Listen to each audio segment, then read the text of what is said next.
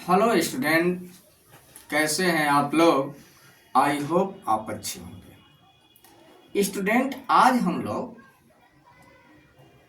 कक्षा 12 के भौतिक विज्ञान के व्यतिकरण चैप्टर के एक इम्पॉर्टेंट यूपी बोर्ड परीक्षा में आने वाले प्रश्नों में से प्रश्न देखेंगे। आज हम लोग व्यतिकरण चैप्टर से निकालेंगे दो तरंगों के परिणामी आयाम और उनकी तीव्रता का समीकरण।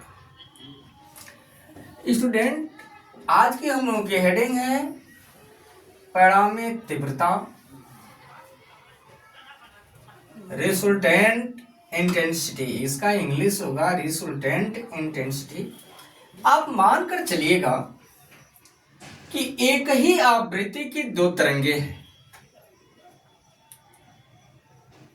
एक ही आवृत्ति की दो तरंगे हैं और इन तरंगों का आयाम A1 और A2 है और ये दोनों तरंगें एक ही दिशा में संचरित हो रही हैं। तो अध्यारोपण के बाद जब इन तरंगों का कहीं पे मिलन होगा तो एक नई तरंग का निर्माण होगा और इसी घटना को आप कहते हैं व्यतिकरण। तो आप मानकर चलिएगा, मानो एक ही आवृत्ति के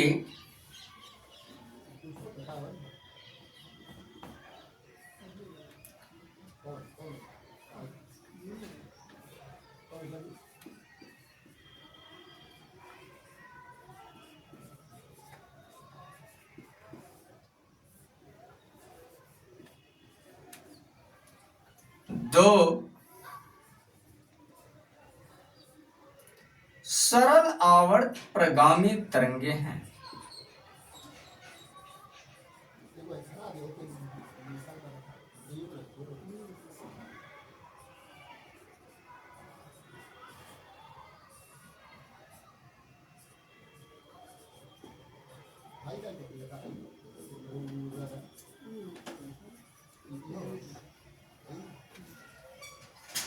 तथा ये तरंगें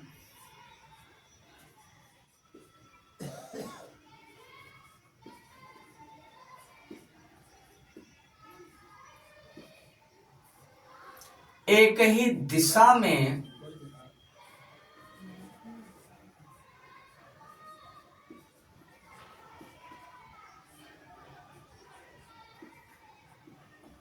संचरित होती हैं।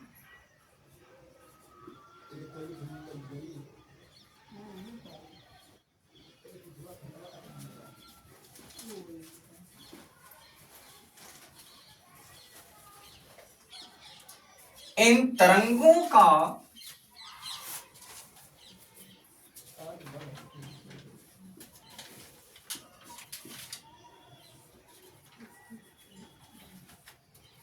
आयाम क्रमशः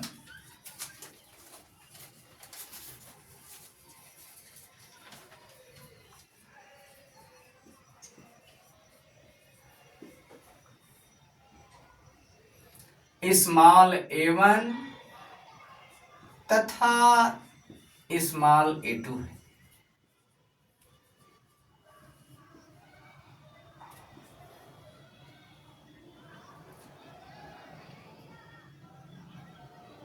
तथा इन तरंगों का विस्थापन क्रमशः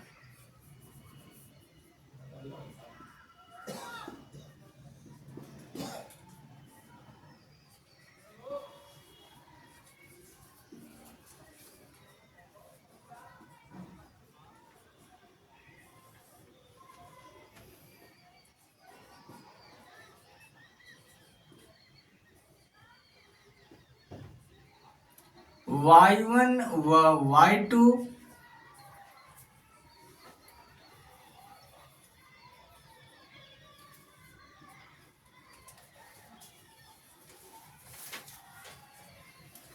है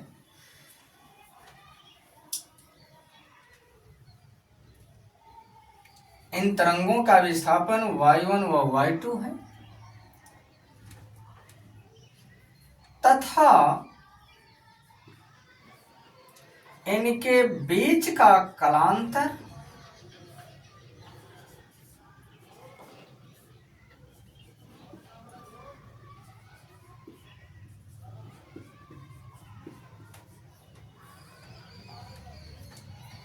फाई है। आप ध्यान दीजिएगा, एक ही आवृत्ति की दो सरल आवर्त प्रगामी तरंगे और ये तरंगे एक ही दिशा में संचरित हो रही हैं। इन तरंगों का आयाम जो है क्रमशः a1 व a2 है और इन तरंगों का विस्थापन क्रमशः y1 और y2 है।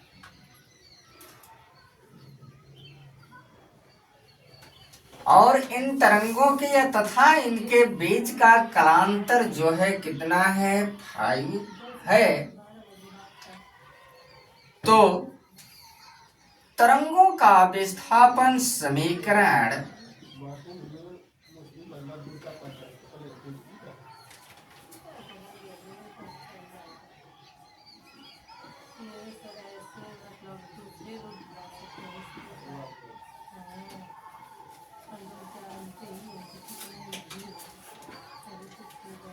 आप लोग कक्षा 11 के भौतिक विज्ञान में प्रगामी तरंगों के विषय में पढ़े होंगे और वहां पे आपको विस्थापन समीकरण का विषय में आप देखे होंगे y बराबर होता है a1 sine omega T minus किया।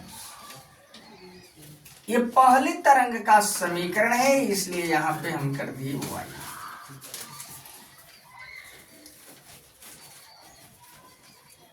तो इसके सामने आप लिख दीजिएगा पहली तरंग का समीकरण।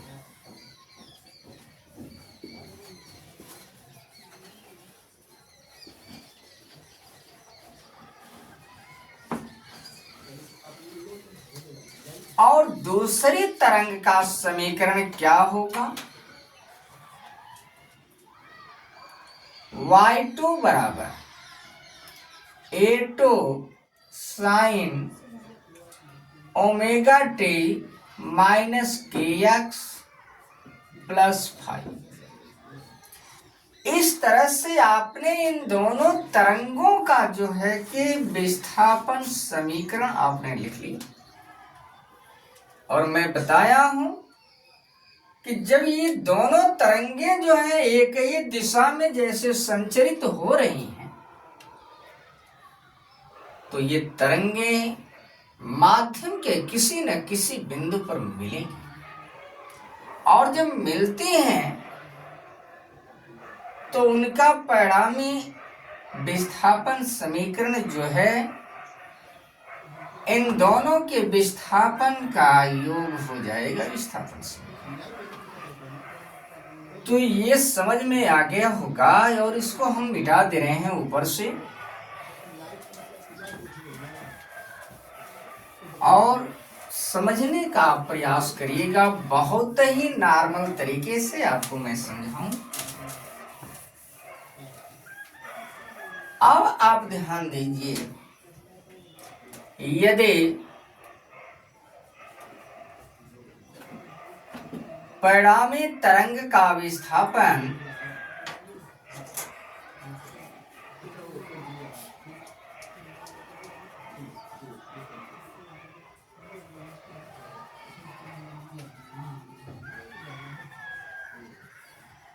y हो तो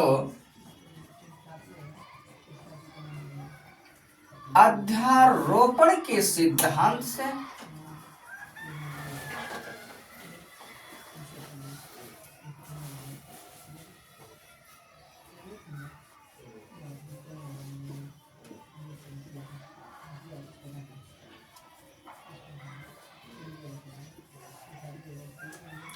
y बराबर क्या होगा, y1 प्लस y2।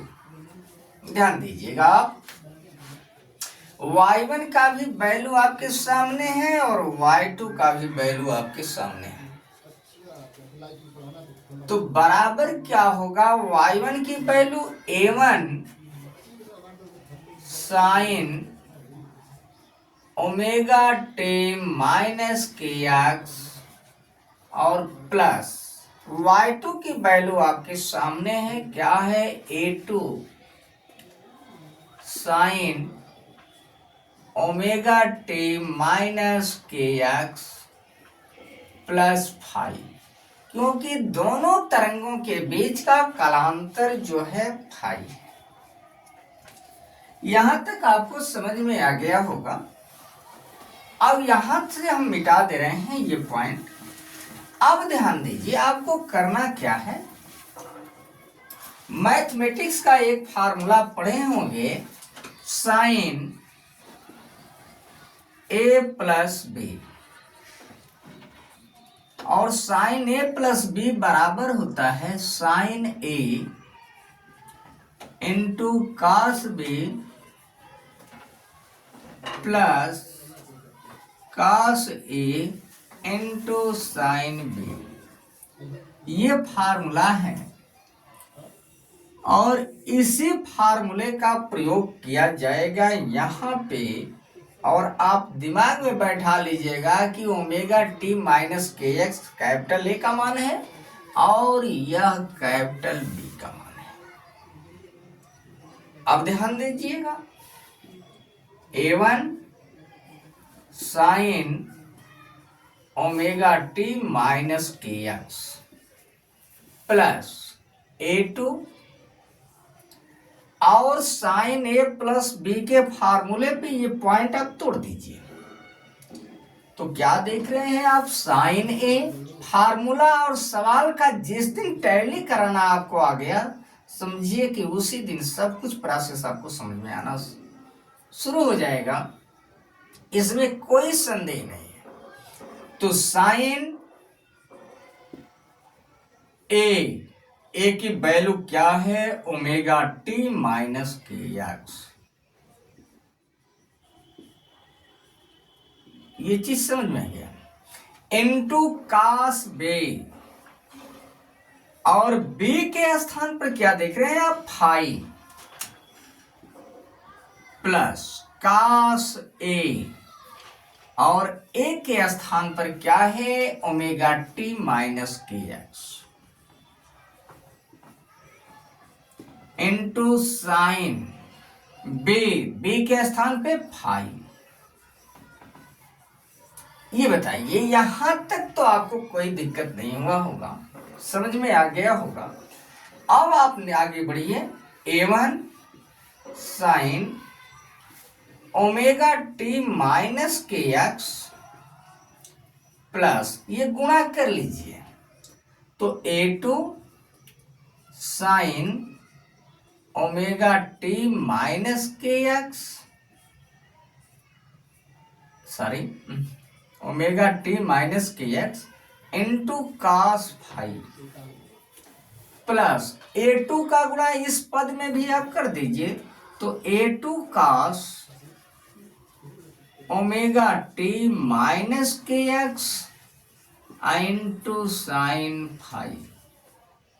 ये समझ में आ गया। अब ध्यान दीजिए, यहां भी आपको sign omega T minus K x है, यहां भी sign omega T minus K x है, मतलब आप इतने में से आप कॉमन निकाल लीजिए।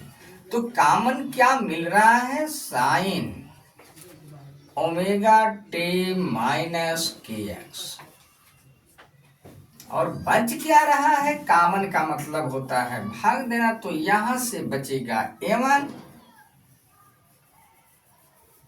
यहां से क्या बचेगा a1, और प्लस यहां से sign omega T minus K x cut जाएगा, तो बचेगा a2 cos फाइव,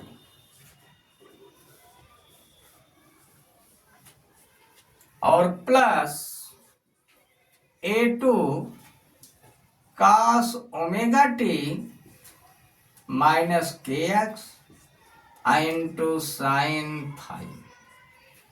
समझ में गया होगा। और ये आपका परिणामी विस्थापन चल रहा है। अब हम लोग मान कर चलें कि माना A1 plus A2 cos phi बराबर आर कास थीटा, और इसको बना लीजिएगा समीकरण नंबर 1। और यहां पे आप देख रहे हैं A2 साइन फाई, तो A2 साइन फाई बराबर आर साइन थीटा, और इसको बना लीजिए समीकरण नंबर 2, जहां कैपिटल आर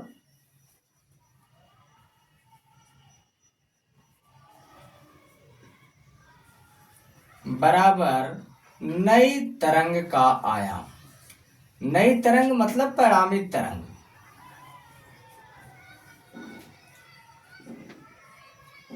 ब्रैकेट में हम लिख दे रहे हैं परिणामी तरंग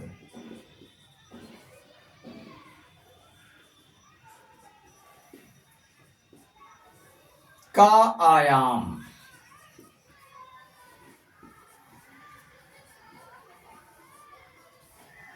यहां तक आपको समझ में आ गया होगा, आप नोट कर लीजिए। इसके बाद आपको करना क्या है कि समीकरण दोनों का वर्ग करेंगे, लेकिन सबसे पहले आप यहां पे मानी हुई वैल्यू आप पुट कर लीजिए। तो क्या होगा, मिटा दें।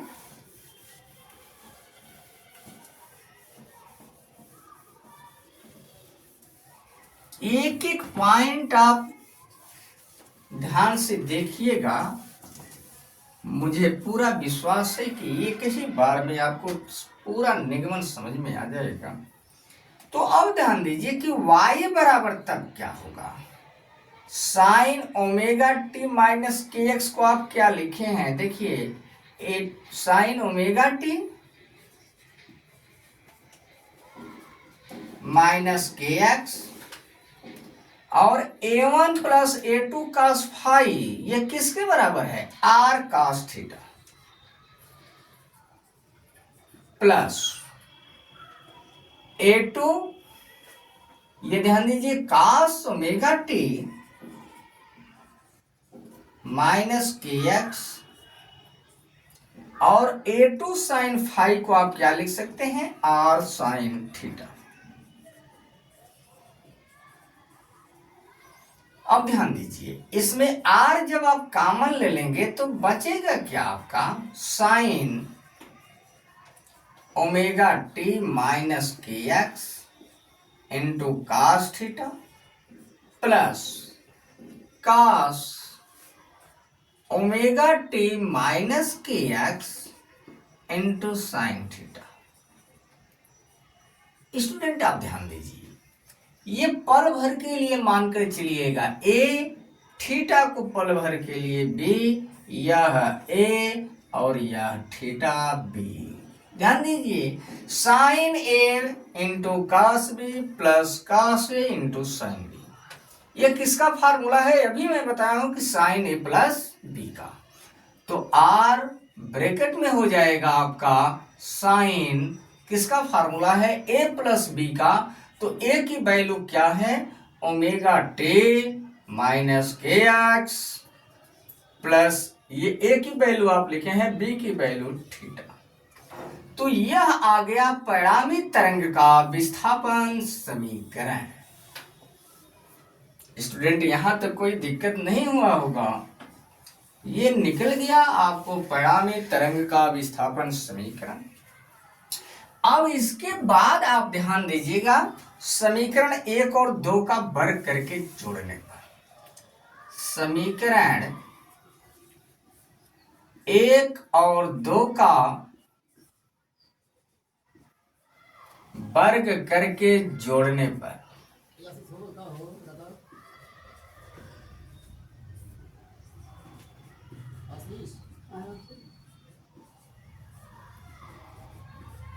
तब क्या होगा, समीकरण 1 और 2 का वर्ग करके जोड़िए, मतलब बाएं पक्ष का वर्ग बाएं पक्ष की तरफ, दाहिने पक्ष का वर्ग दाहिने पक्ष की तरफ, तो हो जाएगा आपका r cos थीटा का होल वर्ग प्लस r sin थीटा का होल वर्ग बराबर होगा आपका a1 plus a2 cos phi का होल वर्ग प्लस a2 साइन फाई का होल वर्ग। यहां तक आपको समझ में आ गया होगा। दोनों समीकरणों का वर्ग कर दिए हैं, तो ये दाहिने पक्ष वाला जो पॉइंट है इसको बाएं पक्ष में रख दिए हैं और बाएं वाली पॉइंट जो है कि तो ये दोनों समीकरणों का वर्ग हो गया। अब वर्ग आप आराम से तोड़ना जानते हैं, तो ये होगा आपका R square cos square theta plus R square sine square theta बराबर, इसको ए प्लस बी के होल वर्ग पर तोड़ दीजिएगा, तो a1 square plus a2 square cos square phi plus 2a1 a2 cos phi और प्लस इसका वर्ग तोड़ दीजिए, तो a2 square sine square phi. अब ध्यान दीजिए, इधर आर स्क्वायर आप कॉमन निकाल लीजिएगा, तब क्या ब्रैकेट में बचेगा cos square theta plus sine square theta बराबर a1 स्क्वायर प्लस यहां पे और यहां से आपको देख रहे हैं a2 कॉमन मिल रहा है, तो a2 स्क्वायर आप कॉमन निकालेंगे तो बचेगा क्या, cos square phi plus sine square phi और plus 2a1 a2 cos phi. अब ये जानते हैं कि cos square theta plus sine square theta का मान कितना होता है 1, तो r स्क्वायर क्रॉस 1 बराबर a1 स्क्वायर प्लस ये किसकी वैल्यू होगी 1 का, क्योंकि cos square five plus sine square five इसका भी वैल्यू कितना होगा 1, तो a2 स्क्वायर और plus 2a1 a2 cos five. तो आपका फार्मूला हो गया आर स्क्वायर बराबर a1 square plus a2 square plus 2a1 a2 cos five. इसलिए r बराबर होगा under root a1 square plus a2 square plus 2a1 a2 cos five. तो यह आपको फार्मूला मिल गया। यह इस केस में फार्मूला में है आपका परिणामी तरंग का आयाम ज्ञात करने के लिए। यूपी बोर्ड में इस फार्मूले पे सवाल जरूर आता है कि जब दो तरंगों का आयाम दिया हो और उन तरंगों का परिणामी आयाम ज्ञात करना हो, तो आप इस फार्मूले पे आप रखिएगा और उस तरंगों के बीच का कालांतर दिया रहेगा। तो यहां तक ये आपको चीज समझ में आ गया होगा और इस समीकरण को लिख दे रहे हैं। यह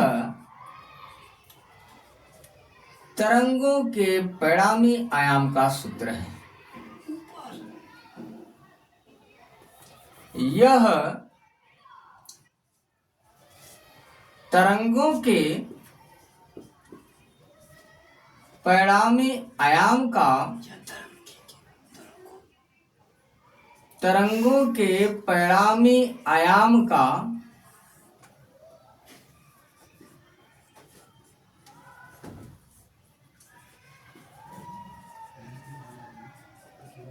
सूत्र है।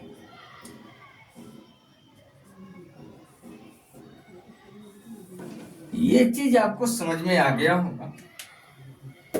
अब ध्यान दीजिए आप लोग, इस पे सवाल आपको बार बार आता है यूपी बोर्ड में कि दो तरंगों का आयाम दिया हो और उनका परिणामी आयाम ज्ञात करना होगा और तरंगों के बीच का कालांतर दिया रहेगा। इसके बाद आप ध्यान दीजिएगा,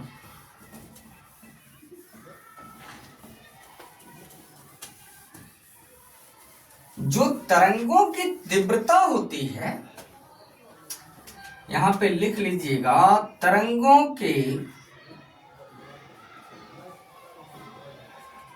तीव्रता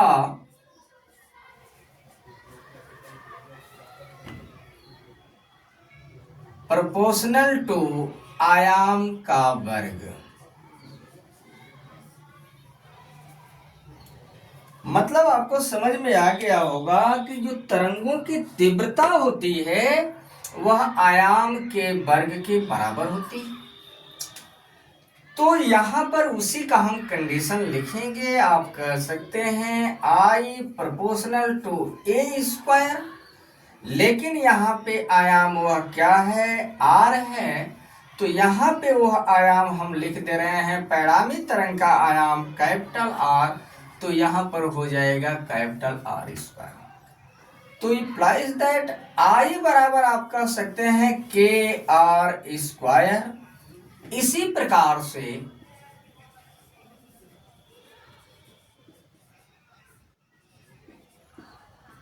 I1 बराबर हो जाएगा K A1 स्क्वायर और I2 बराबर होगा K A2 स्क्वायर। अब ये I1 और I2 का वैल्यू आप यहाँ पे रखेंगे तो यहाँ से ध्यान दीजिए कि R स्क्वायर बराबर हो जाएगा I बटा K, और यहाँ से आपका A1 स्क्वायर बराबर होगा I1 बटा K, और यहाँ पे होगा A2 स्क्वायर बराबर I2 बटा K। ये समझ में आ गया होगा। इसके बाद हम लोग जो है परिणामी तरंग के कंडीशन के फार्मूले पर जो आयाम का समीकरण निगमन हुआ है वहीं पे रखेंगे। तब क्या होगा आपका, ध्यान दीजिए, चूंकि R बराबर आपका फार्मूला है under root A1 square plus A2 square plus 2A1 A2 cos phi. अब ध्यान दीजिए R, तो R को आप क्या लिख सकते हैं, R स्क्वायर कंडीशन पे है, तो इसको भी आप ना हो तो कड़ी हटा करके यहाँ पे वर्ग आप कर दीजिए। ध्यान दीजिए, तो R स्क्वायर बराबर क्या है आप देख लीजिए, I बटा K, I बटा K बराबर A1 की जगह पे I1 बटा K, A2 के जगह पे I2 बटा K plus 2 under root A1 की जगह पे हो जाएगा I1 बटा K, A2 की जगह पे अंडर रूट I2 बटा K इंटू cos फाई। ध्यान दीजिएगा, दोनों तरफ आप देखिए, ये K का K में गुणा होगा तो वर्गमूल निकालेंगे तो बटा में आ जाएगा। यहाँ भी K, इधर भी K, सभी तरफ से K, यदि दोनों पक्षों से K कॉमन लेते हैं तो I बराबर फार्मूला होगा I1 plus I2 plus 2 under root I1 I2 into cos phi. ये निकल गया तरंगों के परिणामी तीव्रता का समीकरण। स्टूडेंट, यहां तक आपको समझ में आ गया होगा। यदि आप चैनल पर नए हैं तो चैनल को सब्सक्राइब करिए, लाइक करिए, शेयर करिए और कमेंट में आप ये बताइए कि आपको यह वीडियो कैसा लगा। धन्यवाद।